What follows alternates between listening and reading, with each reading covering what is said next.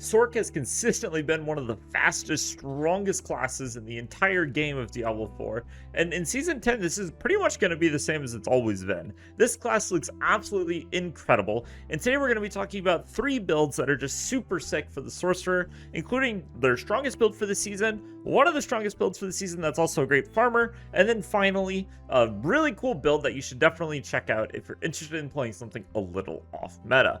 So let's start by talking about the absolute strongest Sorcerer build in Season 10, which is Ball Lightning. This build is able to utilize the chaos effects in a way that I would say pretty much no other build that I've talked about yet this season is able to do. Essentially, we're able to run Mana Shield, which is going to be converting our mana into life, and then we're able to basically increase the cost of our Ball Lightning until it gets to the point where we can proc the Banished Lord's Talisman every single cast.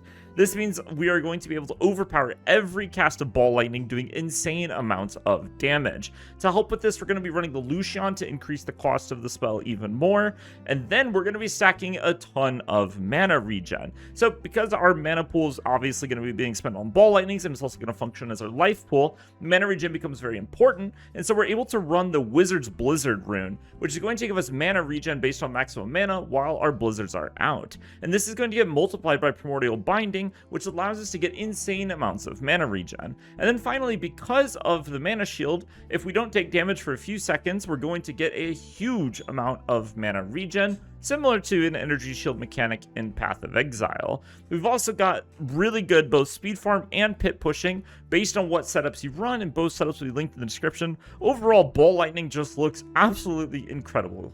And I, definitely recommend, if you're trying to play the strongest Sorcerer build, to play Ball Lightning.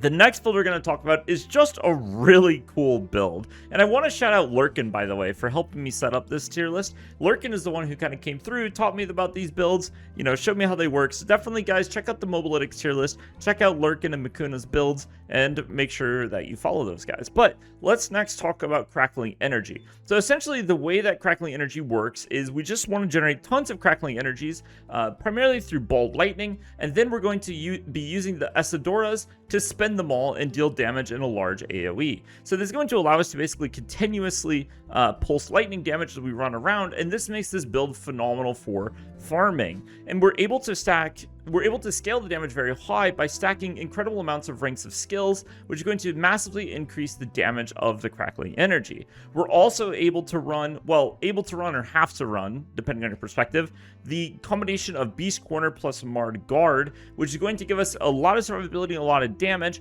although this won't be as good as Mana Shield from Ball Lightning, which I think is a big part of what makes Crackling Energy a bit weaker. That being said, though, it's a build that scales very well. It's definitely going to be an S tier build, and it's definitely going to be one of Sorc's strongest builds for the season.